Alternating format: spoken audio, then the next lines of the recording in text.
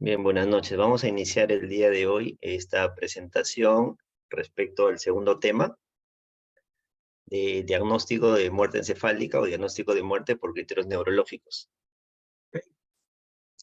Agradeciendo la Dirección de Donación y Trasplantes, de Dirección a la DIDOT, Dirección General de Donación de Órganos, Trasplantes y Banco de Sangre del país, quien pues siempre es el encargado de mantener los lineamientos y de dirigir las políticas respecto a lo que es donación de órganos, tejidos y de banco de sangre. Mi nombre es Guido Hernández, soy médico intensivista del Hospital Hipólito Hernández. Se me ha encargado el día de hoy conversar respecto a cómo se hace el diagnóstico clínico de la muerte cerebral. Vamos a empezar con algunos conceptos. Esta gráfica sería la representación de la muerte, ¿cierto? Normalmente cuando escuchamos muerte es un proceso fúnebre, es un momento triste, y tal vez este sea la mejor representación de ello. Sin embargo, justamente necesitamos, y esta es una de las pocas oportunidades donde la muerte se convierte, o se cambia el chip, o se cambia la visión a que sea una luz de esperanza más bien. Y son muy pocos pacientes los que terminan en muerte encefálica y pueden eh, tener esta oportunidad de convertirse de un evento fúnebre a un evento de esperanza.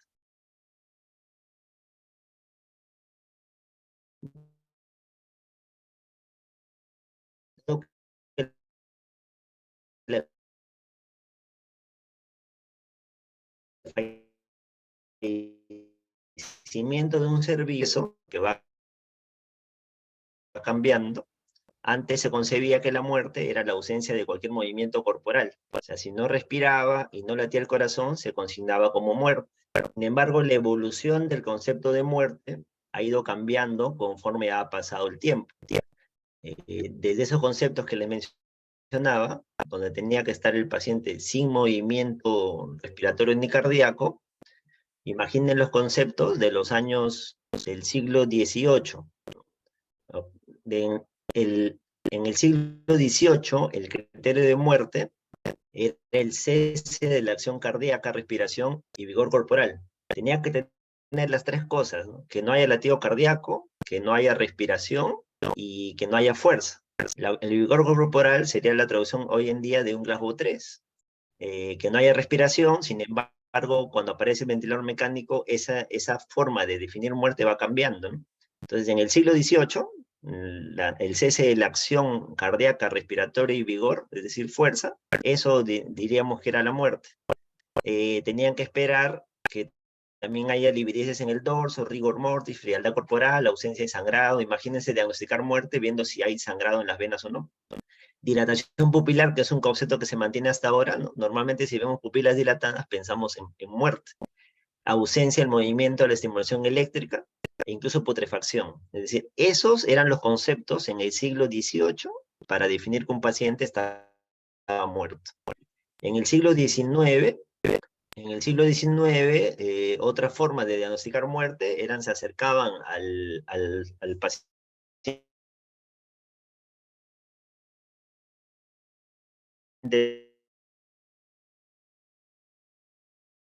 que se sospechaba de estornudo o algo.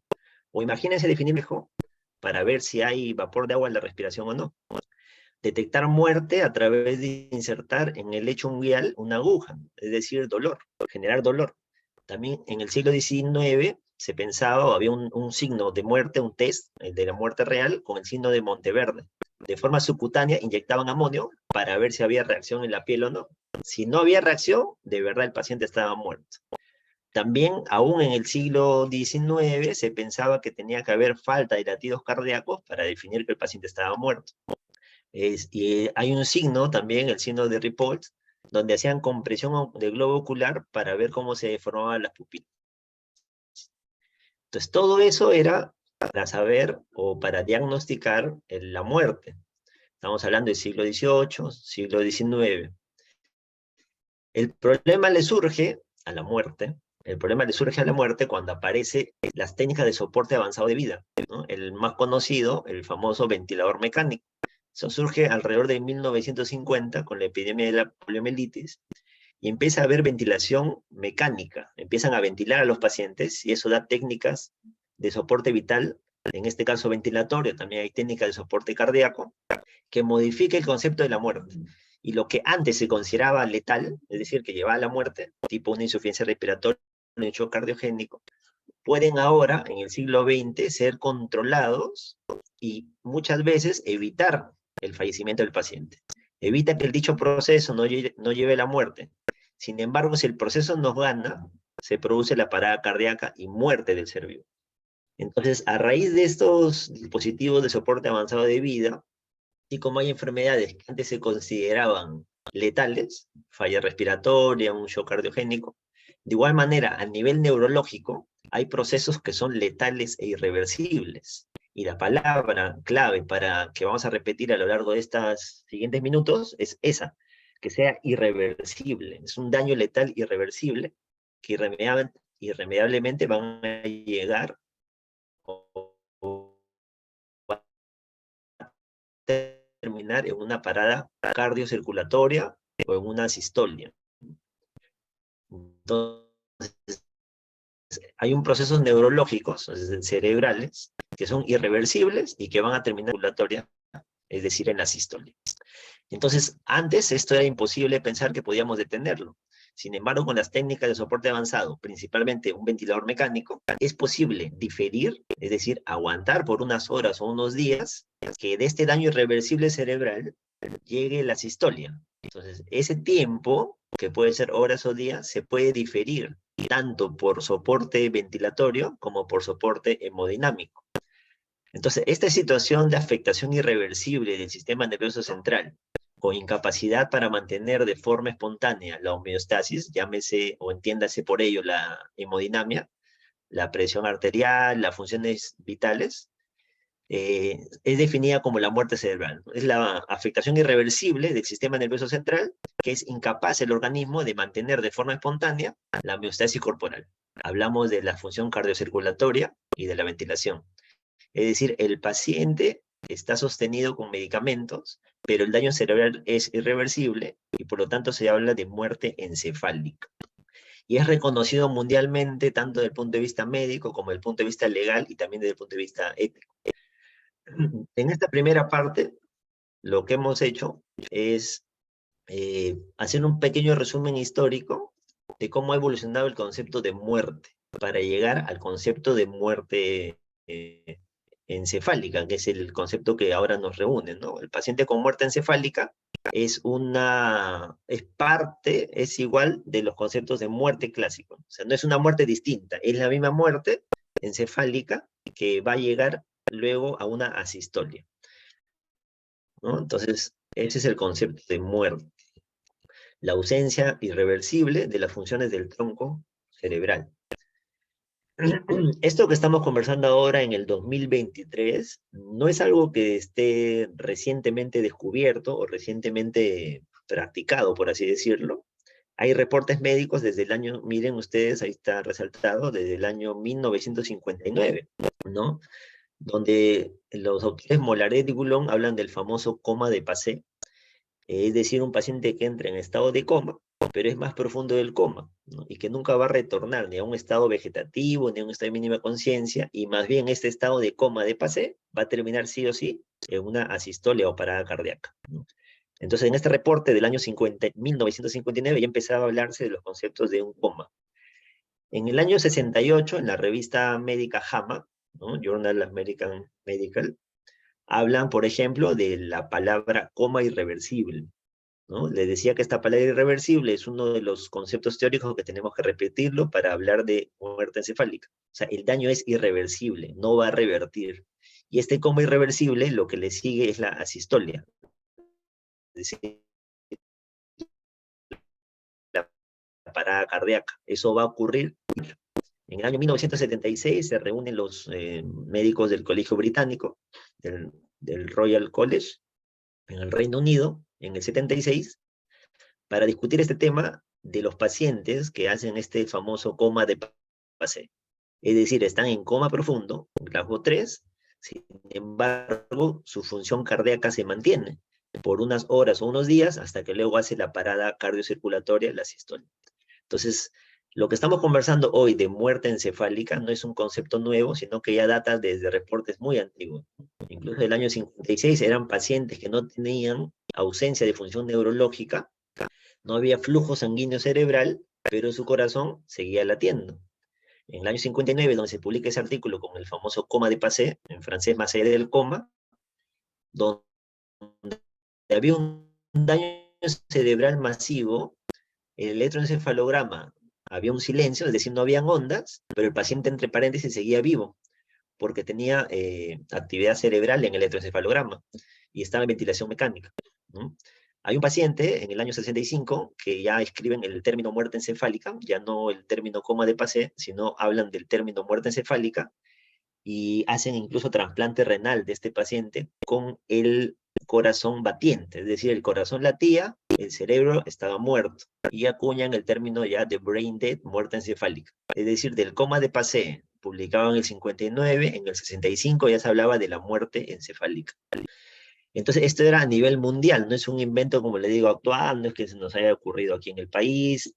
Del año 56, en el 68, el Comité Harvard de Estados Unidos y empieza a darle más forma al concepto y hablan de un coma irreversible, ¿no? Un estado de coma irreversible, no hay ausencia de movimiento, es decir, hay apnea, hay ausencia de reflejos del tronco encefálico, el electroencefalograma está isoeléctrico, es decir, no hay ondas en el electroencefalograma, y le agregan, por ejemplo, que haya una causa conocida del coma. O sea, tiene que haber una causa conocida del coma y por lo tanto se requiere una tomografía cerebral o una imagen para valorar la causa.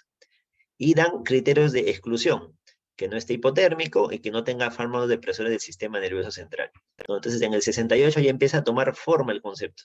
Luego hablan en la historia de la línea de tiempo de la muerte encefálica en el 71 del Código de Minnesota, donde adicional a lo que comentamos de lo descrito en Harvard, agregan lo siguiente: que haya una lesión intracraneal conocida e irreparable, ¿no? Entonces ya tenemos nuevamente las palabras que se repiten, ¿no? Es un daño irreversible o irreparable, y tienes que verlo en la lesión tomográfica. No hay forma de diagnosticar muerte cerebral sin tener una imagen que nos avale. Ese es como un criterio de inclusión. Sí o sí tiene que haber una imagen tomográfica o resonancia, pero que hable de un daño catastrófico cerebral. Luego dice que no tenga movimientos espontáneos, que no se mueva. ¿Qué paciente no se mueve? Glasgow 3. Que haga apnea, que no respire. ¿Qué paciente no respira? El test de apnea, empieza a aparecer el test de apnea. Que no haya reflejos de tronco encefálico. ¿Qué reflejos se van a evaluar? El pupilar, es decir, la respuesta a la luz, el reflejo corneal, el reflejo cilioespinal, el óculo vestibular, el reflejo oculocefálico, el reflejo nauseoso. Y que este estado de evaluación al menos no varíe durante 12 horas. Quiere decir que para Minnesota habría que hacer una reevaluación, o sea, una evaluación inicial, luego ver 12 horas y reevaluar. Y empieza a decidir o sugerir que el electroencefalograma no es obligatorio. Entonces, a partir del 71 se puede hablar que el diagnóstico de muerte cefálica es clínico. O sea, no necesitas ningún examen auxiliar al margen de la tomografía, pero me refiero a electroencefalograma, ecodoppler, angiografía, no se requiere, ¿no? En el 76 define el Colegio Real, el Colegio de Reino Unido, la muerte encefálica la define como una pérdida completa e irreversible de la función del tronco encefálico. Y esa es hasta el momento la definición con la que deberíamos quedarnos. ¿Qué cosa es la muerte encefálica? Es la pérdida o ausencia irreversible de las funciones del tronco encefálico. Estamos todavía en el año, esto de acá del Colegio Real en el año 76, el año aún 81, en la revista JAMA nuevamente, la primera publicación en el JAMA fue del 68, luego en el 81 publican guías para determinar la muerte cerebral. La Academia de Neurólogos, la Academia Americana de Neurología, en el año 95 publica también su artículo de determinación de la muerte cerebral en adultos. Es decir, la muerte encefálica hemos hecho primero una visión histórica de qué cosa era la muerte como tal, cómo ha ido avanzando los conceptos y por qué surge lo de la muerte encefálica. Luego en esta línea de tiempo hemos visto desde el año 56 que empiezan a definir esta etiología, ¿no? Este tipo de muerte encefálica, cómo ya se ha hecho concreta la definición. La muerte encefálica es la ausencia irreversible de las funciones del tronco encefálico. Esa es la última de las definiciones, ausencia irreversible de las funciones del tronco encefálico. Entonces, ¿qué es la muerte encefálica? Es la ausencia irreversible, o sea, no va a haber forma de reparar el daño, ausencia irreversible o irreparable de las funciones del tronco encefálico. Entonces, dicho esto, ya hemos hecho un recuento de la muerte, ahora hemos hecho un recuento histórico propiamente de la muerte encefálica. Ahora vamos a ver cómo hacemos la evaluación de esos reflejos de tronco para terminar en el diagnóstico de muerte encefálica, ¿no? Porque hasta el momento hemos definido qué es, pero ahora falta el cómo. Según las leyes peruanas, por eso decía que este concepto, ustedes han visto las publicaciones, es un concepto médico, publicado, científico, estudiado y avalado. Entonces, desde el punto de vista médico, está avalado. También está desde el punto de vista legal, ¿no? A nivel Perú, tenemos la ley 28189, publicada el 16 de marzo del 2004, y cuyo reglamento de dicha ley se publica en el 2005, donde definen a la muerte encefálica como el cese irreversible de la función de muerte cerebral. El cese irreversible de la función del tronco encefálico. ¿Y cuál es el tronco? ¿Dónde está el tronco? Como ustedes saben, todo esto es el encéfalo. Tenemos la corteza cerebral, hemisferio cerebral, que puede ser cerebro derecho, izquierdo. Tenemos el corte.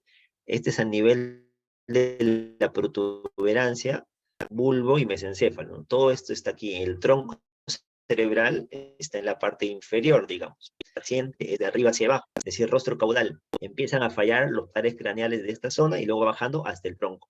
¿Y dónde? ¿Y qué función cumple el tronco cerebral o bulbo cerebral? La función náustico, es decir, del apnea, es decir, de la respiración, se encuentra entre la protuberancia cerebral y el bulbo cerebral. Ahí está definido el centro del apnea. También en este nivel salen, por ejemplo, los pares craneales importantes, como es el duro abdominal e intercostal, que van al diafragma para respirar. Por eso que una de las pruebas importantes para definir si hay muerte encefálica o no es el test de apnea. El paciente no tiene que respirar por sus propios medios. Es una de las características sí o sí para el diagnóstico. No puede haber ventilación espontánea. Conceptos de muy, muy grosero, errores de concepto. El paciente está en muerte cerebral, lo reporta, por así decirlo solo. Ese paciente es imposible que esté en muerte encefálica. Y el problema de ser un poco ligeros al diagnosticar es que va a crear a nivel del personal, de otro personal de salud, incluso a nivel de familiares, la duda, ¿no? Y ahí es donde empieza ese mito. Si yo digo que va a donar, no me van a ayudar y van a dejar que el paciente fallezca, lo cual evidentemente es un mito falso, ¿no? Como todos los mitos son falsos. Ahora, ¿por qué ocurre la muerte encefálica? ¿Cuál es la fisiopatología de este evento? Estamos hablando de un evento neurológico irreversible, por lo tanto a nivel cerebral hay una presión intracraneana. El cerebro es una caja cerrada, tiene a nivel externo el hueso, la masa encefálica sí es maleable, entonces la presión intracerebral aumenta por alguna patología intracraneal. Puede ser traumatismo, puede ser un infarto cerebral, hemorragia cerebral o una encefalopatía hipóxica isquémica. La idea es que la presión intracraneana aumenta. Este aumento de presión intracraneana genera una disminución de la perfusión a nivel cerebral y del flujo sanguíneo cerebral, y esto va a generar de que tanta va a ser la presión intracraneana que va a disminuir la presión del flujo cerebral y va a llegar a cero el flujo. O sea, va a parar el flujo sanguíneo cerebral. No va a haber circulación a nivel cerebral de ningún vaso sanguíneo. Y ahí viene la conocida parada circulatoria, pero primero solamente cerebral. Una vez que hay la parada de los vasos cerebrales, es cuestión de tiempo que vaya haciendo el fallecimiento rostro-caudal, comprometa el tronco encefálico, donde está el centro de la respiración, está el centro de la presión arterial, el centro regulador del hipotálamo, todas las funciones importantes que nos mantienen con vida están a nivel del tronco cerebral. Cuando ya no llegue el flujo ahí, se va a apagar, como a veces digo a los familiares y pacientes, se va a apagar el chip de nuestro cuerpo y el paciente va a hacer asistolia. Su corazón va a dejar de latir en cualquier momento, que no lo sabemos. Hay un tiempo entre la muerte cerebral, es decir, la herniación troncal, hasta la asistolia. Como le decía, lo que estamos comentando está respaldado desde el punto de vista médico, desde el punto de vista científico, desde el punto de vista legal también.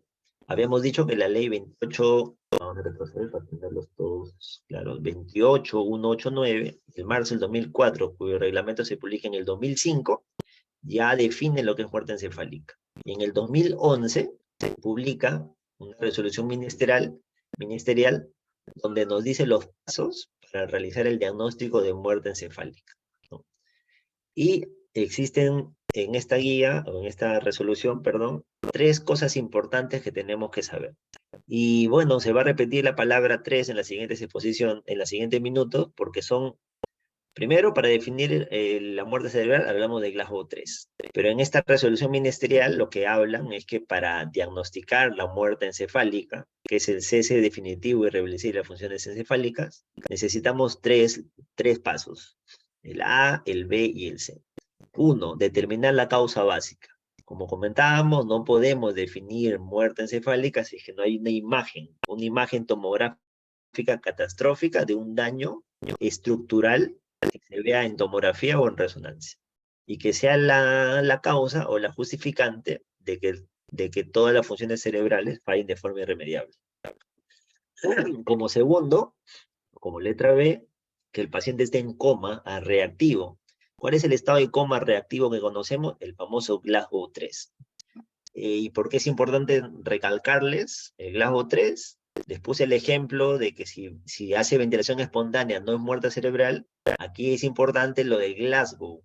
Muchas veces evaluamos pacientes que han sido reportados entre personal de salud como que está en muerte cerebral, pero el paciente tiene Glasgow 4, ¿no? Basta que haga un movimiento de decorticación, de cerebración, cualquier movimiento, ya no es Glasgow 3, ya no es Glasgow 3. Al no ser Glasgow 3, excluido, ¿no? Entonces no puede haber muerte encefálica si no está en Glasgow 3. Esa es una característica. Por eso se va a repetir la palabra 3 varias veces. Para diagnosticar muerte encefálica, 3 condiciones. La A, que haya una causa estructural. La B, que haya un coma, que es el Glasgow 3. Y la C, que no haya reflejos de tronco cerebral. ¿Cuáles son los reflejos de tronco cerebral? Lo que hemos comentado, el reflejo pupilar, el reflejo corneal, el reflejo cilioespinal, el tusígeno, el nauseoso. Entonces son 3 condiciones. Como previo a ello, podemos decir de que tiene que haber algunos prerequisitos. Que el paciente no esté en hipotermia, que esté con temperatura al menos más de 35, que la presión sistólica no esté menor de 90, y que no tenga algunos otros disturbios, por ejemplo, sedantes o relajante muscular, que nos distraigan del diagnóstico. Esto no está en la resolución, lo que está es esto, pero vamos a seguir valorando con ejemplos. Como le decía, para diagnosticar muerte cerebral, como para cualquier diagnóstico, tiene que haber una concordancia entre los signos clínicos que demuestren la condición del paciente, y es preciso demostrar que no hay actividad del cerebro, ni del tronco cerebral, mejor dicho, pudiendo comprobarse parada circulatoria cerebral o incluso descenso de actividad metabólica. Las causas, normalmente, como recuerden, necesitamos una causa estructural. Tiene que haber una lesión tomográfica que justifique la evaluación clínica del paciente. Entonces no tiene que haber, puede haber, mejor dicho, un ictus hemorrágico, un ictus isquémico, hemorragia subaranoidea, traumatismo encefalocraniano, tumores del sistema nervioso también pueden terminar en ese escenario.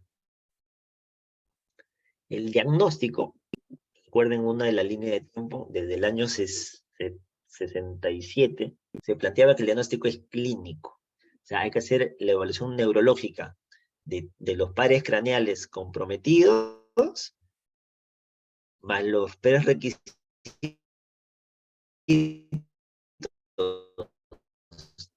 daño estructural,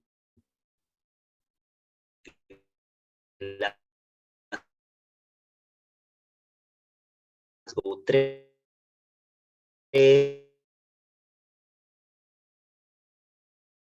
repetirlo. Pero más que expertos, lo que necesitas es que sean rigurosos en el examen, ¿no?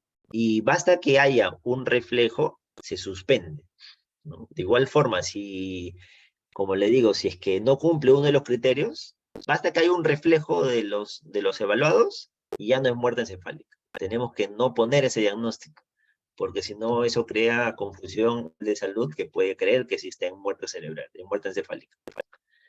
Entonces, nuevamente, para el diagnóstico, tiene que haber unas condiciones previas. Entonces, paso 1 o requisito 1, condiciones previas al diagnóstico. Paso 2 va a ser la evaluación neurológica propiamente dicha. Y luego va a venir el paso 3. Entonces, el número 3 se va a repetir, como le digo. Para el diagnóstico de muerte encefálica es la ausencia irreversible de la función del tronco encefálico. Esa es la palabra que se repitió, irreversible. Para el diagnóstico propiamente de la muerte encefálica tenemos que tener, paso 1, un daño estructural, que se va a evidenciar básicamente por tomografía. Pero también tienes que tener cuidado con unos distractores. Estabilidad hemodinámica. La presión arterial tiene que estar al menos con una sistólica mayor de 90 o una presión arterial media mayor de 60. El paciente tiene que estar con una oxigenación y ventilación adecuada, temperatura mayor de 32, digamos, la idea es que no esté en hipotermia, porque la hipotermia es un distractor que el paciente te puede hacer algunos signos como que fuese muerte encefálica, pero no lo es. Ausencia de alteraciones metabólicas, y aquí, por ejemplo, podemos poner el tema del sodio, ¿no? Sabemos que el sodio, hipernatremia, te genera trastorno del sensorio, pero no va a ser como única causa, ¿no? Tiene que haber otros factores agregados. No podemos dejar de diagnosticar muerte cerebral solo por el hecho que esté hipernatrémico. Eso no se puede. Pero sí hay que saber de que eso puede ser un distractor clínico. Si un paciente está con sedación, con bloqueantes, por ejemplo, midazolam en infusión, fentanilo en infusión, tiopental en infusión, no tiene que estar con esa medicación. O tiene que haber pasado al menos 3 veces su tiempo de vida media para poder hacer la evaluación sin esos efectos de dichos medicamentos. Entonces, estos son distractores. Tienes que cumplir estos requisitos para que tu evaluación de los pares craneales sea idónea, ¿no? O sea, no puedes diagnosticar si es que algo de eso está alterado. ¿Cuáles son los reflejos que vamos a evaluar? Dentro de la evaluación neurológica clínica, nuevamente, tres condiciones. En el coma, que esté en Glasgow 3, que no tenga reflejos de tronco, y dentro de los reflejos de tronco podemos sacar uno de los reflejos que es la ventilación, o sea, que no haya ventilación espontánea. Entonces, para diagnosticar muerte cerebral tenemos los prerequisitos, daño estructural, distractores como hipotermia, trastorno metabólico, hipotensión severa, tiene que estar en Glasgow 3. Glasgow 4 no vale, lo descartan. Y les reitero, y puedo seguir repitiendo lo mismo porque lo he visto en la práctica, ¿no? Paciente con Glasgow 4 y nos llaman para evaluar muerte cerebral. No es, pues, muerte cerebral. Primer requisito, Glasgow 3. El otro, el coma reactivo. Luego el otro, los reflejos. Tienes que hacer el fotomotor, el corneal, el oculocefálico, el óculo vestibular, el nauseoso, el tusígeno. Acá, como un tip, el reflejo tusígeno es el último reflejo que se pierde, ¿no? Entonces, en la práctica diaria, cuando hay un paciente que sospechamos muerte cerebral, lo primero que consulta enfermería es, ¿tose o no tose? Porque no, ese es el último reflejo que se pierde. Y lo otro importante es que, y ustedes si trabajan en área crítica lo saben muy bien, si está sedado el paciente, por más sedado que esté, cuando ustedes le aspiran, tose, ¿no? O sea, hace reflejo de tos. Entonces, la única condición, tal vez, donde no hay tos, es cuando está con relajante muscular. Ahí puede no toser. Pero por más que un paciente esté con midazolam, fentanilo y propofol, cuando uno le aspira, va a intentar toser, va a ser el amague de toser. Entonces, si el reflejo de oxígeno está presente, paran todo. No es muerte cerebral, vuelven a darle neuroprotección, lo vuelven a sedar, etcétera, etcétera. ¿Ya? Entonces, 3 condiciones en la parte neurológica. Glasgow 3, que no haya reflejos de tronco, y muy acá, pita importante, es lo de la ventilación. Por eso sacaríamos el test de apnea. El test de atropina evalúa parte de los reflejos de tronco, evalúa el décimo par craneal, al vago, ¿no? Al que nos gusta a veces, a nosotros, el vago. El dolor tiene que evaluar con esta parte. También otros evalúan con el dolor a nivel del lecho unguial, ¿no? Sabemos que lo que hacemos normalmente es presionar la tetilla o el esternón, pero eso a veces puede ser daño para el paciente. Se evalúa a nivel de la articulación temporomandibular y a nivel del lecho unguial, si hay dolor o no. El reflejo corneal tenemos que ver con una algodón, si es que hay o no hay reacción de la córnea. El reflejo pupilar con una linterna tenemos que ver si las pupilas hacen movimientos, ¿no? O si hay midriasis persistente o hay miosis. Eso va a hacerlo con la linterna, con la luz. A nivel del oído se coloca solución salina a 4 grados centígrados o a 0 grados centígrados, la cosa que sea agua helada, y la inyección de esa agua helada va a hacer que tu pupila mire hacia el lado donde estás inyectando. Si no hay movimiento de esa pupila, también no hay reflejo. Si no hay movimiento, no hay reflejo. Y el tusígeno, como les comentaba, que es un reflejo muy importante que usamos bastante en la parte de UCI, si no tose, yo sospecho que está en muerte encefálica y puedo iniciar las pruebas. Entonces, las O3, que no haya reflejos de tronco y que el paciente no ventile por sus propios medios, o sea que haya apnea, no haya ventilaciones espontáneas. Ahí repetimos, coma profundo. Según la resolución ministerial del 2011, son 3 condiciones: daño estructural, que no haya reflejos de tronco, y daño estructural, que Glasgow 3, y que no haya reflejos de tronco. Y en la parte clínica, netamente, que sea un coma profundo, es decir, Glasgow 3, que no haya reflejos de tronco, y adicionalmente podemos sacar al reflejo de tronco y decir.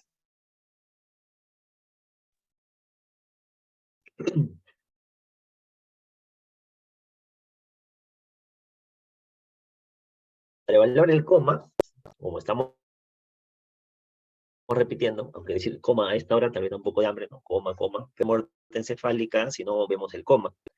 Y es un coma arrefléxico, no hay fuerza motora. ¿Recuerdan en el siglo XVIII cómo diagnosticaban muerte? Que no haya respiración, que no haya latido cardíaco y que no haya fuerza motora. Es decir, bueno, ahora también, solamente que pueda haber muerte habiendo latido cardíaco, que es el tema de conversación de hoy, ¿no? Es la muerte encefálica. Entonces, no tiene que haber ningún tipo de respuesta motora al estímulo doloroso, el coma. En este coma reactivo, el ejemplo principal es el famoso Glasgow 3, ¿no? El Glasgow 3 es a nivel ocular, que no hay respuesta; a nivel verbal, igual 1 de respuesta; y a nivel motor, no haya ninguna respuesta al dolor, evaluado en la articulación temporomandibular, a nivel del lecho unguial.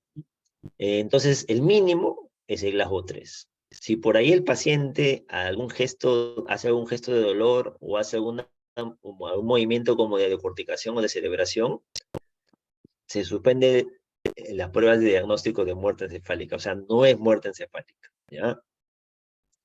Otro punto de dolor es la región supraorbitaria, ¿sí? Ahí podemos presionar para ver si hay dolor a nivel del trigémino.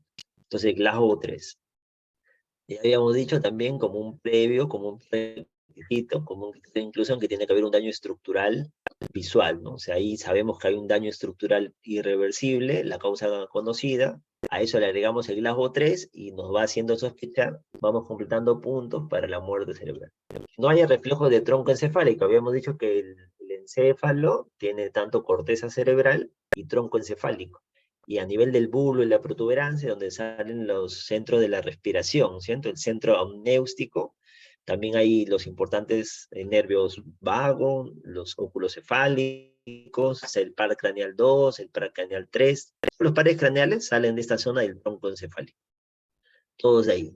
Entonces, la evaluación consiste en ver todos los pares craneales a través de estos reflejos, fotomotor, corneal, oculocefálico, ocuvestibular, nauseoso, tusígeno, y haciendo el test de atropina. En el reflejo fotomotor, se hace a través de la luz, ¿no? Una linterna. Para decir que esté muerte cerebral o muerte encefálica, perdón, debería permanecer a reactiva. Es decir, con la luz no debería reaccionar la pupila, ni contraerse ni dilatarse. Con eso se evalúa el segundo par y el tercer par, y se evalúa el mesencéfalo, ¿no? Tener cuidado porque a veces mientras estamos evaluando otro paciente, viene el oftalmólogo, le deja su anticolinérgico, ¿no? Y cuando vamos a evaluar la pupila está dilatada, y pensamos de que es muerte encefálica, no, sino que el oftalmólogo vino para hacer una prueba de fondo de ojo o algo, y nos dejó con la pupila dilatada por reflejo fotomotor. El otro reflejo es el oculocefálico, conocido como ojos de muñeca. Todos ustedes giren hacia la derecha y vean dónde van sus pupilas, siempre van al lado contralateral. Si giran para allá, las pupilas tratan de irse al otro lado. En cambio, en este reflejo, cuando el paciente está muerto encefálicamente, lo va a mantener central y va a acompañar. Tú giras a la derecha y la pupila gira contigo. Tal cual una muñeca, ¿no? ¿Has visto las muñecas? Gira la cabeza y los ojos van hacia el lado donde gira la cabeza. Eso es, digamos, cuando hay muerte encefálica. Los ojos están centralizados. Acá están intentando hacer ese movimiento, giran la cabeza y los ojos, las pupilas, acompañan al movimiento de la cabeza, no gira al revés. Como ustedes ahorita giran la cabeza, la mirada siempre intenta ir hacia el lado contralateral. Ese es lo normal. En la muerte encefálica, la cabeza gira junto con los ojos. El reflejo corneal, como digo, una gasita o algo, vemos a nivel del lagrimeo ni nada. ¿Qué se evalúa ahí? El par craneal 5 y el par craneal 7, ¿no? Evalúa la parte del tronco, evalúa la protuberancia del tronco encefálico. Acá hay que tener cuidado si el paciente está con relajante muscular, que a veces genera pupilas midriáticas y no genera reflejo. El ocuvestibular es inyectar solución salina helada de 0 a 4 grados centígrados en una jeringa de 50. Le inyectan ustedes por el oído, ¿no? El pabellón auricular externo, con una cabecera a 30 grados, y ponen el agua helada. ¿Cuál es lo normal? Lo normal es que el ojo haga un movimiento de nistagmus hacia ese lado. Entonces, cuando no hay ese movimiento, es que el paciente está en muerte encefálica. El nauseoso se puede evaluar con un bajalengua, ¿no? Pero también podemos ir de frente al oxígeno, que como les decía, aspiramos las secreciones y debería toser, o al menos intentar toser, tipo arcadas. Si no ocurre eso, el paciente está en muerte encefálica, o mejor dicho, se está evaluando este par craneal del bulbo, el par 9 y el par 10, y a nivel del bulbo. Entonces, hasta este momento, el oxígeno, el nauseoso, el óculo vestibular, de repente necesitamos una jeringa especial, la córnea es un apósito de gasa, el óculo cefálico es nuestras propias manos, el fotomotor es la linterna, es evaluación, como le digo, netamente clínica, ¿ya? Y si queremos agregar algo dentro de los test craneales, vamos a evaluar el nervio vago a través del test de atropina. Hagan 0.04 miligramos por kilo de peso. Si el paciente pesa 70 kilos, estamos hablando de 2.8 miligramos de atropina. Repito, dosis 0.04 miligramos por kilo de peso de atropina. ¿Ok? También, ¿no? También hemos visto en el día a día. Hemos hecho el test de atropina, le hemos puesto una ampolla de atropina. Una ampolla de atropina no sirve, porque no es ni 0.5 ni 1 miligramo, la dosis es esta, 0.04 por kilo de peso. Paciente de 70 kilos, 2.8. Paciente de 90 kilos, 3.6. ¿Y qué va a pasar? La atropina, ¿qué hace? Hace que el corazón aumente su latido. Si tú tienes tu latido en 100 y te pongo atropina, tu latido va a subir hasta 180, hasta 200. Entonces eleva el latido cardíaco la atropina. Si el paciente está en muerte encefálica, y ya sabemos que la muerte encefálica es que no hay función a nivel del tronco, cuando tú le pongas atropina, el latido cardíaco no va a subir. Entonces dice que la muerte encefálica es cuando el incremento del latido cardíaco es menor al 10%. Ejemplo, de 100 de 100 latidos por minuto podrá subir a 105, 106, pero no va a subir a 120, 130. Entonces, eso se define como atropina normal, la frecuencia cardíaca aumenta, y en muerte cerebral no hay respuesta de la atropina. Entonces, por ejemplo, a las 12:30 del día, frecuencia cardíaca en 110, le ponen atropina 0.04 miligramos por kilo, pasado 8 minutos, la frecuencia cardíaca ni siquiera está más de 110, sino más bien está un poquito más baja, 115. En realidad podemos decir que no ha habido variación. Entonces, el test de atropina, ¿para qué sirve? Para ver si todavía está el nervio vago, el par craneal 10, activo. Le pones atropina, debería haber latido cardíaco, es lo normal. Si es que no hay, tienes que sospechar que hay muerte encefálica. Entonces, el GLAJO 3, no hay reflejos de tronco, el pupilar, el fotomotor, el corneal, el óculo vestibular, el óculo cefalogiro, y el test de atropina, si gustas. Y el otro concepto importante es el del apnea. El paciente no puede respirar, no puede hacer ventilaciones espontáneas. Si es que la tiene, no está en muerte cerebral. Nosotros, ¿por qué respiramos o por qué ventilamos? Nuestro estímulo para ventilar es el CO2. Entonces, a nivel cerebral, cuando los receptores detectan que el CO2 está elevado, dan una orden al tronco cerebral para que haga ventilar al pulmón, para que el músculo diafragma se contraiga y haya ventilación. Entonces, si tú dejas que tu CO2 empiece a subir, el cerebro tiene que mandar la orden al diafragma para que ventiles. Si eso no ocurre, es que arriba el cerebro está muerto, no funciona. Porque lo normal es lo que yo les estoy comentando. Lo normal es que cuando tu CO2 sube, el cerebro dice, mi CO2 está elevándose, tengo que hacer ventilación. Si eso no ocurre, es que tu circuito tronco cerebral, diafragma, está dañado. Entonces, es un criterio más para la muerte cerebral. Por minuto se calcula que el CO2 debería subir de 2 a 3 milímetros de mercurio. Si empezamos en 40 de CO2 normal, y pasan 10 minutos, debería llegar a 60 más o menos de CO2. Si ocurre eso, está el paciente con un criterio más para muerte encefálica. Igual, para hacer los requisitos del test de apnea, los requisitos igual, ¿no? No esté con hipotermia, o sea, que tenga temperatura estable, que la presión sistólica no esté muy baja, que esté óptimamente hidratado, que tenga en el AGA previo que inicia el test de apnea, que tenga normocapnia y normoxemia, que su pH esté en rango óptimo, 730, 740, bicarbonato más de 18, evidentemente que no esté con sedantes ni relajantes. Acá sugiere, por ejemplo, al menos 24 horas. Si está con sedante, ese puede ser un factor distractor, un factor que daña la prueba, porque el cerebro no ha reaccionado porque está con efecto de sedantes. Entonces la prueba no tiene validez, ¿no? Si el paciente tiene una enfermedad pulmonar previa, de repente es un EPOC que siempre maneja un CO2 de 80, la prueba pierde cierta validez.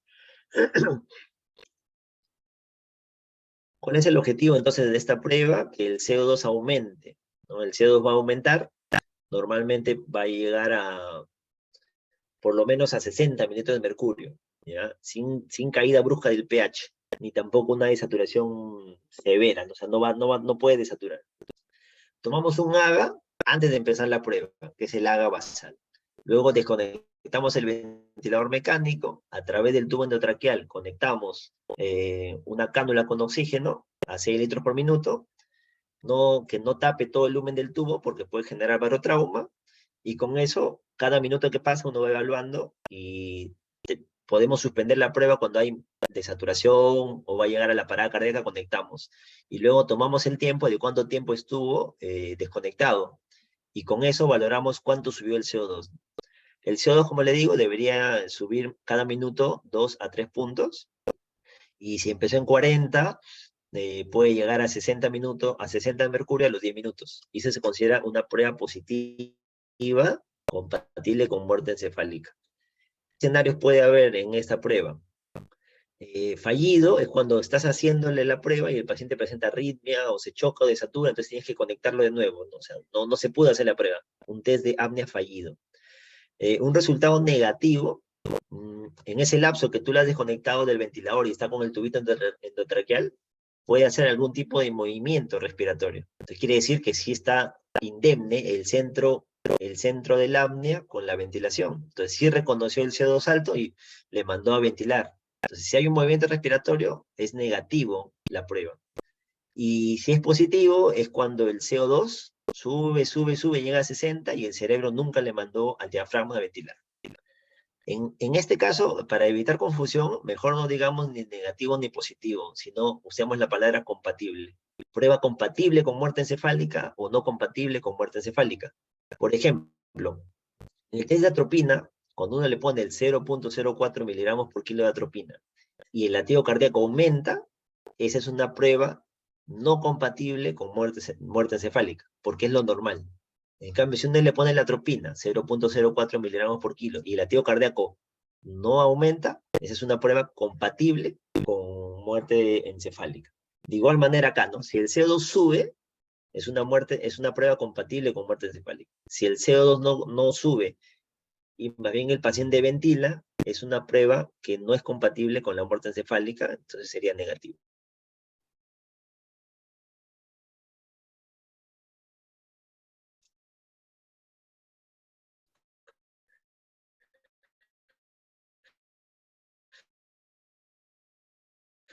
Esta explicación, la evaluación es clínica, nuevamente 3. Según la resolución ministerial del 2011, necesitamos un daño estructural, ¿cierto? Esa era la letra A. Un daño estructural, una imagen que justifique el daño neurológico del tronco encefálico. Necesitamos que no haya, que esté en coma profundo, la O3. Y en la letra C de la resolución ministerial hablan de que no haya reflejos de tronco, ¿no? Entonces son 3 condiciones que necesitamos. En las pruebas de tronco encefálico, la O3, que no haya reflejo de tronco y que no haya ventilación espontánea, o sea, apnea. Nuevamente, para recordar, como le digo, el número 3, coma profunda, ausencia de reflejos y apnea. Antes de culminar, algunas, digamos, pruebas que podemos usar, ¿ya? En realidad, como les comento, la ley no nos obliga a usarlo, salvo situaciones muy particulares. Pero para diagnosticar muerte encefálica en adultos, en general en la ley peruana, no requieres hacer ninguna prueba diagnóstica instrumental adicional. Ojo, no estamos diciendo que no requieras tomografía. Tomografía sí se necesita porque es la condición clínica 1, ¿no? Que hay un daño estructural. Pero para el diagnóstico, un electroencefalograma, un índice biespectral, un potencial evocado, que son pruebas de las funciones neurológicas o neuronales propiamente, o las circulatorias, como puede ser un Doppler transcraneal, una arteriografía, una angiografía o una angiografía cerebral, no se necesita. Entonces, normalmente no se requiere pruebas. No se requiere pruebas diagnósticas. El diagnóstico es eminentemente clínico, ¿ya? Entonces, pero de todas maneras, para tener alguna idea de en qué consisten estas pruebas, podemos hablar que el electroencefalograma es un examen a pie de cama del paciente que va a medir la actividad de la corteza cerebral en los hemisferios. De igual forma, para hacerlo, no tiene que haber fármacos depresores del sistema nervioso central y no tiene que estar hipotérmico. El BIS también es un método no invasivo, es un sensor que se coloca en la frente. No está validado para muerte encefálica, pero en la práctica sí se valora de que cuando sale 0, nos va a guiar de que no hay actividad cerebral y podemos hablar que el paciente ha hecho una muerte encefálica. En la práctica a veces le hemos visto, tenemos el paciente neurocrítico monitorizado con BIS, en el rango normal, pero vemos las pupilas, también están midriáticas, le hacemos los demás reflejos, el tusígeno, el fotomotor, el coronal, todo, y coincide, ¿no? Pero esta es una ayuda adicional, pero no es requisito para el diagnóstico. Potenciales evocados también es un método no invasivo, con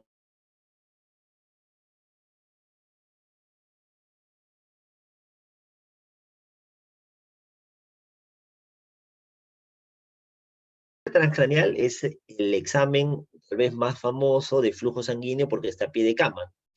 Y es el más famoso en el sentido de que al ser no invasivo, podemos medir a través de las ventanas de los huesos en la zona temporal, orbital o basilar y ver los flujos. Hay 4 patrones que se describen. Ahorita vamos a verlo. Los 4 patrones que se describen son los relatados acá, ¿no? El patrón normal es el 1, donde hay una onda sistólica. El patrón 2 se separa, hay una separación entre la diástole y la sístole. Aquí, en el patrón 2, todavía no está en muerte cerebral, pero ya está con gran cantidad de presión intracraneana y puede hacernos sospechar de que va a llegar a la parada circulatoria. El patrón 3, la onda diastólica se invierte y apunta hacia abajo. Acá teníamos la onda sistólica y la onda diastólica. Acá la sistólica y la diastólica se separan. En el patrón número 3, lo que hay es que la onda diastólica se invierte, va hacia abajo. Y en la 4 solamente queda la sistólica y en forma más delgada en espigas, que se le llaman, espigas sistólicas. Entonces podemos poner el Doppler en fosa temporal, en fosa orbitaria, y para valorar estos patrones. Primero que necesitamos médicos que tengan la pericia en el Doppler transcranial. No todos podemos hacer esta prueba. Entonces puede ahí tener una limitante. Y como les digo, tampoco es requisito para diagnosticar la muerte encefálica. En el electroencefalograma no va a haber ondas, ¿no? Onda cero, porque no va a funcionar, y el potencial evocados igual, ¿no? No va a haber ondas. Entonces, esas pruebas, como les comento, no son parte del diagnóstico. El diagnóstico es clínico. Pero en algunas situaciones podemos usarlo. Y aprovecho en responder la pregunta que hacen en el chat. Cuando está recibiendo tiopental, ¿cuánto tiempo se debe esperar para evaluación de la muerte? ¿No? El tiopental igual tiene un tiempo de vida media de 8 a 10 horas. Entonces, tienes que esperar 3 veces el tiempo de vida media. Entonces, ¿qué hacemos para cortar el tiempo de espera en el tiopental? Ahí sí es muy útil un Doppler transcranial. Lo que antes venían de cuando estaba el MINSA unido con el Salud en estas funciones, venía el neurólogo con su Doppler. Entonces nos acorta el tiempo de espera de los sedantes. Entonces el tiopental se tiene que esperar 3 veces su tiempo de vida media, que estamos hablando en promedio hasta 72 horas que se puede esperar. Pero si uno sabe por los demás exámenes que no tienes todo lo anterior, el daño estructural, está en GLASO 3, y está sospechando porque ha hecho pupilas midriáticas, aunque también el tiopental imita las pupilas midriáticas, pero ahí sí es muy valedero este examen, por ejemplo. El Doppler transcranial me puede mostrar cualquiera de estas 4. Si me muestra el patrón 1, definitivamente no está en muerte cerebral y le reinicio neuroprotección. Si me muestra el patrón 2 o 3, me está indicando que ya es cuestión de tiempo que llegue a la parada circulatoria. Entonces me ahorra tiempos el Doppler para diagnosticar cuando tenemos sedantes tan prolongados como el tiopental, que no solo son prolongados, sino que también son imitadores. Acá tenemos el Doppler, este es como le digo lo normal, este es el patrón inverso, la diastólica apunta para abajo, y este es el patrón de espigas, ¿no? El patrón de espigas sistólicas. Bien, para concluir, vamos a recordar lo que hemos comentado, ¿no? Primero hemos hecho un resumen de lo que es la muerte como tal, del diagnóstico de muerte, cómo ha ido cambiando conforme han pasado los años. Luego también cómo surgió el diagnóstico de muerte encefálica desde el año 67. Después hemos comentado las pruebas diagnósticas que se necesitan, tanto el diagnóstico evidentemente clínico, ¿no? El GLASO 3, que no haya reflejos de tronco y que no haya ventilaciones espontáneas, siempre y cuando cumpla los prerequisitos de que tenga un daño estructural evidenciado que justifique toda esta falla, ¿no? Todo lo comentado está descrito en la resolución ministerial que les comentaba, de 254 al 2011. Ahí está cómo hacer las pruebas, el apnea, la atropina. En algunos, acá mira abajo mencionan que se puede hacer estudios de flujo sanguíneo cerebral en aquellos centros que esté disponible, pero no es requisito. En el caso de niños, hay algunas observaciones que en realidad no las menciono porque no es mucho de mi práctica, ¿no? Casi no he visto pacientes pediátricos, también creo que sería más penoso verlo, pero está descrito también lo que hay que hacer. Básicamente lo que aseguran ellos es mayor tiempo de observación, ¿no? Grafican las horas de que hay que esperar, por ejemplo, un paciente recién nacido a 38 semanas, una semana después del daño cerebral. En un mayor de un año tienes que hacer 12 evaluaciones en diferencia de 12 horas. Entonces, sí, tiene ciertas particularidades, sobre todo los pacientes pediátricos. Me faltaba un paso. Le dije que el número 3 iba a repetir mucho, ¿no? El paso 1 era quitar los factores que pueden distraer. O sea, tener la tomografía, que la presión sistólica esté más de 90, una PAM más de 60. El paso 2 sería hacer toda la evaluación neurológica clínica que hemos detallado, con todos los reflejos, y el test de apnea y el test de atropina. Y el paso 3 sería el acta. ¿Ya? Es muy importante que cuando hagamos el diagnóstico clínico de la muerte cerebral, terminemos con el acta, porque muchas veces hemos hecho el diagnóstico y pensamos que solo se requiere el acta para el tema de donación, y no es así, ¿no? O sea, el acta es para definir que el paciente está en muerte encefálica. A los médicos de área clínicas, de áreas críticas, nos interesa llegar al diagnóstico, y el paso final es el acta. Después del acta, si el paciente dona o no dona, evidentemente todos quisiéramos que donen, como una parte de ser humano y la esperanza, pero en realidad al paciente que hace el diagnóstico de muerte encefálica, perdón, al médico que hace el diagnóstico de muerte encefálica, el resultado, si la donación es positiva o negativa, es independiente del hecho de hacer el acta. Entonces, todos los pacientes con diagnóstico de muerte encefálica tendrían que terminar en la historia clínica con su acta firmada. El acta requiere 3 firmas, del médico tratante, del médico neurocirujano o neurólogo, y del médico representante del director del hospital o su representante, que suelen ser los jefes de guardia, ¿no? Este flujograma figura también en la resolución ministerial. Fecha de muerte encefálica, haces el diagnóstico. El diagnóstico es clínico, con lo que hemos comentado, un daño estructural, no distractores, Glasgow 3, que no haya prueba, que no haya reflejos de tronco, que no haya ventilación espontánea. Con eso, los 3 médicos tratantes, neurólogos, no cirujanos, firman el acta, con la firma también del representante del director, y a partir de ahí se informan a los familiares. Cuando tengas el acta, puedes informar al familiar que el paciente está en muerte encefálica. Y avisas bueno, en ese tiempo era la ONDT, que ahora es la DIDOTS, avisas. Y ahí acaba el trabajo de los médicos que fuimos los que atendimos al paciente. El médico que atiende al paciente, que hace el diagnóstico de muerte y todo eso, acaba su función acá. Él no puede deslizar a la familia sobre el tema de la donación, porque como le digo, se va a ver ahí como un conflicto ético, ¿no? Un conflicto ético que yo diagnostico la muerte y a la vez te pido la donación. Por eso que el médico que hace el diagnóstico de muerte cefálica, hace el acta, informa al familiar, su misión culmina cuando avisa a la dirección, a la DIDOT, de que hay un paciente con diagnóstico de muerte encefálica. Y ellos son los que tienen que hacer la entrevista con el familiar y la procura de órganos, porque si no, como le digo, se presta a un conflicto de intereses y un dilema ético. Entonces, para convertir la muerte encefálica, que es una crisis, la convertimos en una oportunidad. Esta, por ejemplo, es una nota de prensa del gobierno regional de Tarapoto, ¿no? Donde publicita que un joven de 17 años dona sus órganos y salva 3 vidas. ¿Por qué también pongo esto? Un evento de crisis se convierte en oportunidad. Es importante darlo a conocer. Y acá, en esta nota de prensa, muy pulcra, ¿por qué? Porque la ley de donación y de órganos también es explícita en que no se debe revelar la identidad ni del donante ni del receptor. Entonces, en toda esta nota es necesario publicitarlo para generar más cultura, más conciencia, correcto. Pero aquí no ponen, por ejemplo, nombre ni del paciente, ni mucho menos, o sea, del donante, ¿no? No ponen el nombre. Y eso es muy importante. Así deben ser las notas de prensa. Ha habido otra nota de prensa donde dan a conocer la identidad del donante, y eso es en realidad infringir la ley, ¿no? Entonces, fomentemos la cultura de donación de órganos, sí, pero con la salvaguarda de que no estamos autorizados por ley a difundir nombres ni del donante, ni mucho menos del receptor.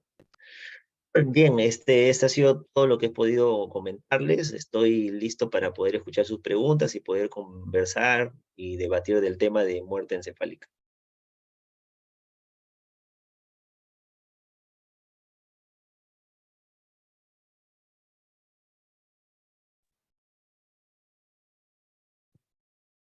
Buenas noches con todos. Les saluda el doctor Eduardo López. Agradecer su participación y también asimismo al doctor Guido Hernández por esta presentación. Voy a dar comienzo a la lectura de preguntas, doctor, para que usted pueda aclararlas, responder esas dudas. La primera pregunta menciona lo siguiente: si el paciente está recibiendo tiopental ¿cuánto tiempo se debería esperar para realizar la evaluación de muerte encefálica? Y si el tiopental solo lo hubiera recibido por 12 horas. Ya, como habíamos comentado, hay que esperar el tiempo de vida media. Creo que dije 3 veces la vida media, ¿no? Bueno, fue una literatura que leí. En el chat me corrigen que hay otra literatura que habla de 5 veces media. Es posible, ya, pero bueno, eso, según la Academia de Neurología que comenta, puede ser 5. Pero hay otras literaturas que pueden mencionar tres veces el tiempo de vida media. En realidad lo concreto es que debemos saber que el tiopental es un gran simulador. Uno pone tiopental y el paciente puede hacer hasta pupilas midriáticas solo por estar recibiendo el tiopental. Entonces lo que se debe esperar sería 5 veces su tiempo de vida media. En la práctica, lo que se espera es a veces hasta 72 horas cuando estamos con el tiopental. Como les digo, podemos acortar eso. Ahí sí son útiles las pruebas instrumentadas. Podemos acortarlo haciéndole un Doppler transcraneal o una angiografía cerebral, ¿no? Si no hay circulación cerebral y el resto de pruebas son compatibles con una muerte encefálica, ya no esperas. La otra pregunta habla del flumacenil, bajo la misma lógica, ¿no? El flumacenil revierte al midazolam, pero revierte al midazolam que está circulante en sangre, no al que está depositado en tejido subcutáneo. Entonces tiene validez que dentro de estas pruebas ya no es la única condición, ¿no? O sea, el retiro de sedantes es una de los demás criterios. El flumacenil es útil, pero con cierta validez porque te va a contrarrestar el sedante que esté en sangre, o sea, el midazolam. El flumacenil es un antagonista de las benzodiazepinas, ¿no? Pero también tiene opioides, recordemos el paciente tiene midazolam más fentanilo. Entonces muchas veces necesitamos esperar también el tema del fentanilo, su tiempo de vida medio. Y como les digo, no es solamente uno, sino es una serie de criterios.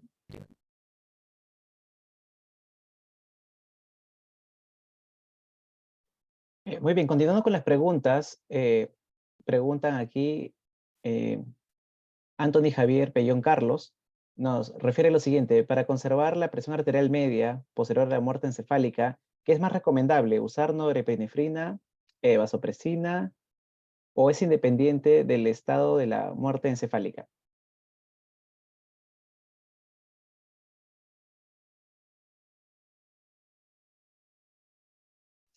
Con el micro apagado, perdón.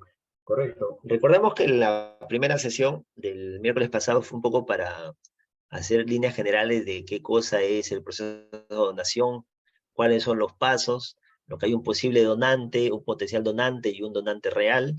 El de hoy lo que queremos definir es qué pacientes entran al diagnóstico de muerte cefálica y una vez que tienes el diagnóstico de muerte cefálica, el siguiente tema justamente es hacer el mantenimiento del donante, ¿no?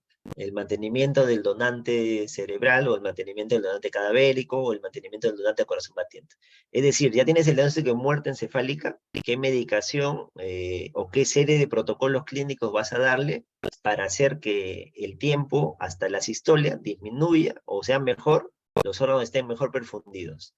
Y cuando ocurre la muerte encefálica, el evento fisiopatológico clave es la tormenta simpática, donde hay un momento en que la frecuencia cardíaca aumenta súbitamente y la presión arterial baja dramáticamente. Entonces, ahí normalmente los pacientes suelen estar ya con cierta dosis de noradrenalina. Lo que recomienda la guía es que mantengas la noradrenalina y le asocies vasopresina. Entonces, lo primero que piden es noradrenalina. Y cuando a pesar de la noradrenalina, tu dosis ya están siendo dañinas para los posibles órganos donantes, lo segundo que sugiere es la vasopresina. Y luego tienes que descartar si es que hay disfunción miocárdica y agregar dobutamina. Entonces son las tres drogas con las cuales las guías de muerte encefálica nos comentan. Noradrenalina y de ahí seguir con vasopresina. Pero sigue siendo la de elección noradrenalina.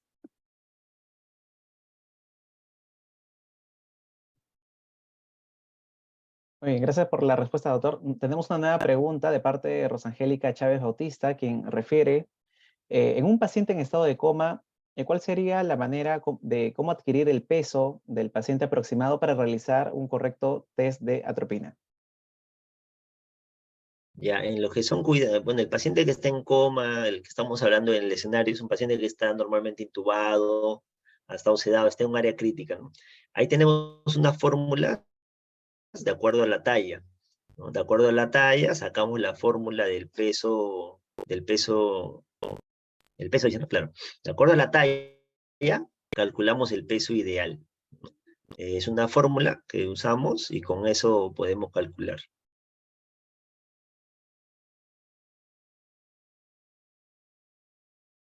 Muy bien. Al resto de participantes todavía tenemos unos minutos más con el doctor Guido Hernández. Solicitamos si tienen más preguntas, puedan compartirlas a través de la opción de preguntas del Zoom, de preguntas y respuestas. Bueno, aquí tenemos una nueva pregunta. Si es que se podría mencionar, nos refiere, bueno, de parte de un participante anónimo, si es que se puede mencionar algo acerca de la prueba de apnea, el test de apnea con CPAP.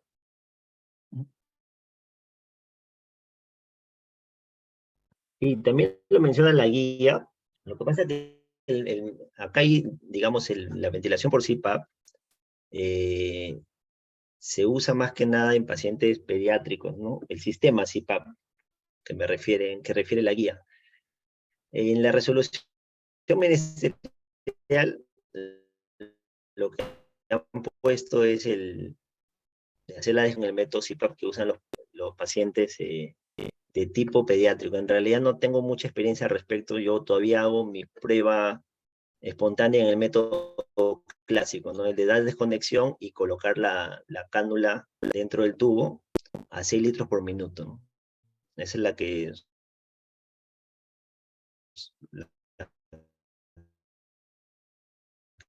suelo hacer. No tengo mucha experiencia con el método en CPAP, que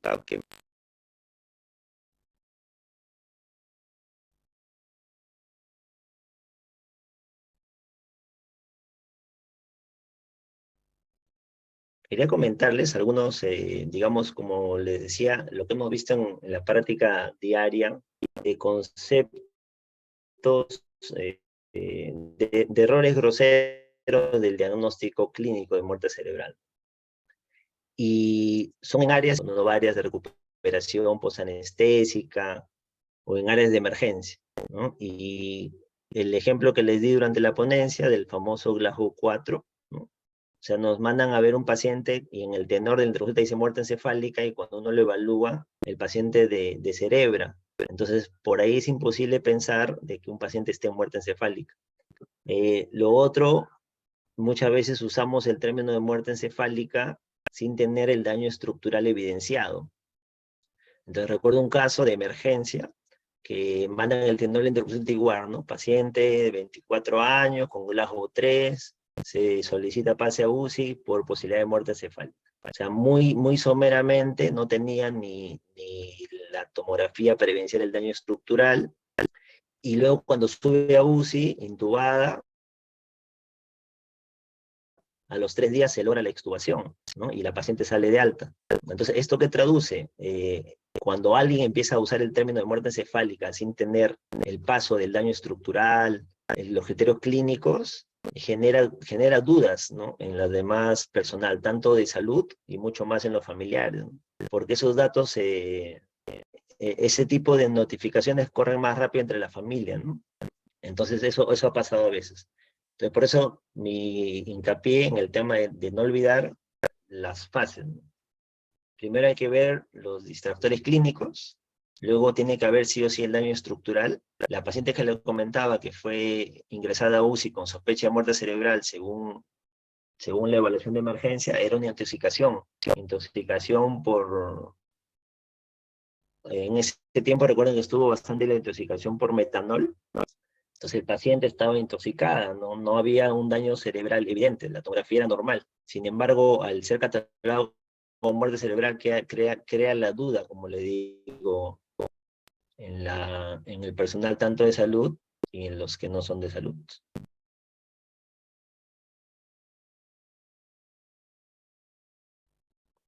Luego hay momentos en que uno hace los test de muerte encefálica, evalúa todos los pares craneales. El paciente puede estar en Glasgow 3, puede estar con pupilas midriáticas, puede tener reflejo corneal ausente, pero, por ejemplo, el test de atropina, hay todavía frecuencia cardíaca positiva, ¿no? O sea, le pones el 0,04 miligramos por kilo de atropina y hay latido cardíaco. Se para el proceso, o sea, no podemos diagnosticar, porque recuerden que la amniación es de arriba hacia abajo, rostro caudal, entonces tenemos que esperar a que ocurra el test de atropina salga compatible con muerte encefálica. No podemos tampoco diagnosticar antes de, como nos ha pasado, como le digo, ¿no? Nos pasa. Y esos son las partes prácticas que tenemos que ver en el día a día, porque eso genera a veces confusión, como les digo. A la familia siempre hablarles, no tal vez del nombre propio de muerte cerebral hasta tener el acta, pero sí comentarles que hay un gran daño, ¿no? Hay un daño catastrófico, estamos queriendo descartar lesión cerebral severa, en esos términos. Y cuando ya tenemos el acta, decirles la palabra propia, ¿no? El paciente está en muerte encefálica, y explicarles, como hemos tratado de explicar, de que a nivel del tronco cerebral está como el chip de nuestra computadora. Y si ese chip se daña, es cuestión de tiempo de que haya una asistolia. O sea, el corazón va a dejar de latir de forma irreversible, de forma irremediable, hagamos lo que hagamos.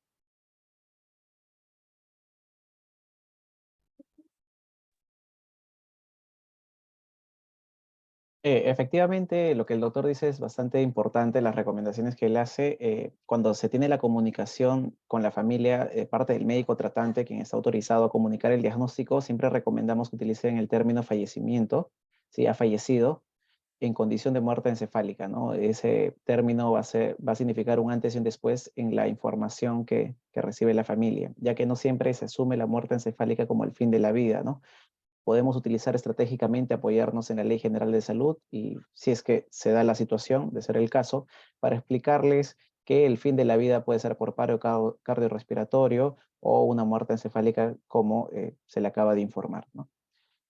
Doctor, si me permite un comentario en relación al test de apnea con CPAP, como algunas anécdotas que tenemos acompañando estos procesos diagnósticos, vemos que no siempre el ventilador mecánico, dependiendo muchas veces de la marca, de la configuración, no nos permite hacer que durante 8 o 10 minutos no tenga digamos,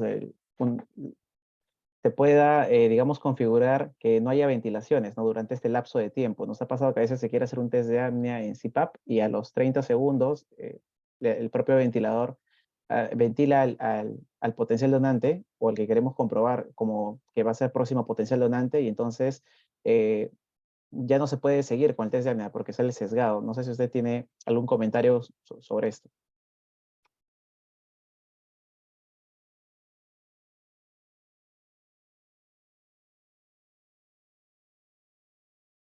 Doctor, creo que tiene el micro apagado porque no se le escucha. Ah, y ahí está prendido. Como les comentaba, lo que está validado es el método de desconexión del ventilador. En el método CPAP, lo que ocurre es que el ventilador, tenemos una variable que es la sensibilidad ventile, que haya ventilación en el dispositivo. Tenemos que subir la sensibilidad, pero ese es un CPAP en el ventilador, ¿no? Entonces, a veces ocurre ventilaciones, sí, sensibilidad a 2, ¿ya? Pero ese modo del CPAP, te refieres al modo de ventilación, ¿no? Pero es cuando te piden el CPAP que menciona en la guía, hablan de colocarle igual con tubo en T y conectar una válvula PIP y una resistencia. Entonces, ese, como te digo, no, generalmente no lo he hecho en la práctica. El otro que uno intenta, cuando está en ventilación mecánica y cambia el modo CPAP, básicamente es como hacer una prueba previa a ver si hay ventilación espontánea o no. Después, eso puede ser confuso, ¿por qué? Porque hay ventiladores también que tienen un tiempo de apnea de 30 segundos. Quiere decir que cuando el ventilador no detecta respiraciones por 30 segundos, va a gatillar y va a darle la ventilación de respaldo. Entonces estarías hablando de un paciente por 30 segundos. Ya poner la alarma a 1 minuto, pero igual, no es el concepto como tal. Por eso que hacer la prueba de apnea conectado con el CPAP del ventilador mecánico propiamente, no está tan validada como hacer la desconexión, porque lo que se requiere en realidad es desconectar al paciente. Desconectar y dejarlo con el tubo en T y ver si hay movimientos espontáneos o ver si el CO2 va a aumentar en los puntos que hemos comentado, ¿no? Cada minuto puede subir de 2 a 3 milímetros de mercurio, iniciando un CO2 basal de 40. Entonces, si llega a 60, es que el paciente es un criterio positivo para muerte encefálica, ¿no? Entonces, tratar de hacerlo en ese método, que es el clásico, como le digo, desconexión, una canulita, tener cuidado que la cánula que ingresa por el tubo no cubra todo el orificio, porque eso genera un barotrauma, y ha habido pacientes que terminan con neumomediastino o enfisema por ese detalle de ocluir todo, ¿no? Entonces, no es tan fidedigno también hacer esa prueba, o mejor dicho, es de riesgo colocar en el tubo y que ocluya todo. Hay que dejar una cánula que la circunferencia sea mucho menor que el tubo endotraqueal. ¿Qué más de muerte encefálica? A ver, déjenme acordar. En la práctica, como le digo, a mí me sorprende escuchar esos detalles, ¿no? Me han reportado guardias a mí donde dicen el paciente está en Glasgow, está con muerte cerebral, y cuando lo vemos Glasgow 4, o está en muerte cerebral, o perdón, en muerte encefálica, y cuando tú ves en el ventilador está en modo CPAP, gatillando tranquilamente con sensibilidad en 2, entonces no cumple los criterios. O sea, lo que necesitamos para masificar los diagnósticos es tener claros los criterios. Glasgow 3, que no haya reflejo de tronco y que haya apnea. Previamente, que haya un daño estructural. Tiene que estar claro el daño estructural y que no haya distractores, como pueden ser los sedantes, los relajantes musculares. Luego, lo otro que podíamos ver en este tema, un paciente que esté en UCI está en neuroprotección, es decir, con soporte total sedante, analgésico, neuroprotectores. De pronto, en la sábana, que es el monitoreo que hacemos hora por hora, vemos que hay un momento en que la frecuencia cardíaca disparó. Identificamos que esa es la tormenta simpática. Coincidentemente, luego de ello, normalmente las pupilas se van a dilatar.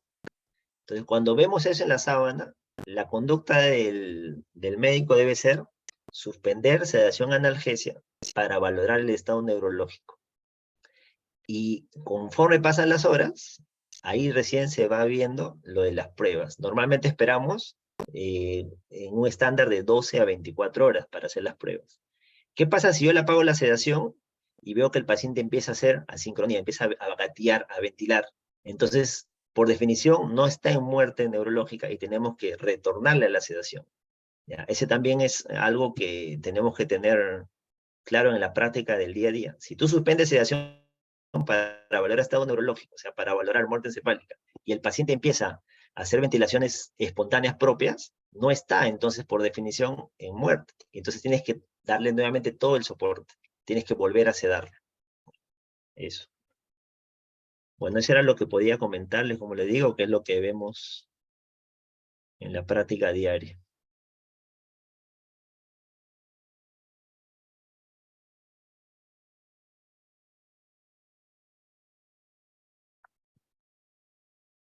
Sí, tenemos una última pregunta de Giancarlo Saldaña Gastulo, quien refiere lo siguiente. Dice, ¿cómo hacer el diagnóstico de muerte encefálica en un paciente en ECMO en el que se pierde la pulsatilidad cerebral y el sweep de gases frescos limita el uso del test de apnea?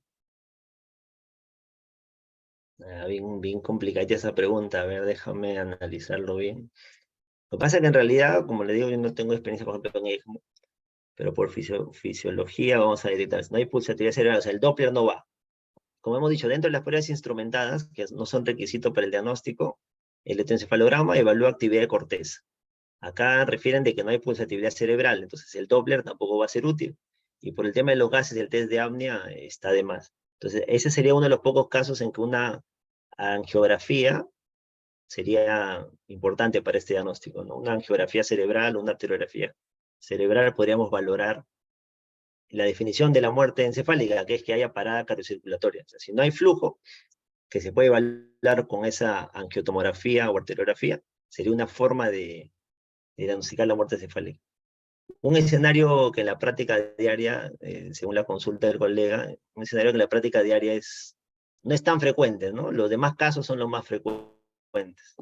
Los daños catastróficos cerebrales, que en neuroprotección hacen hacen parada cardiocirculatoria.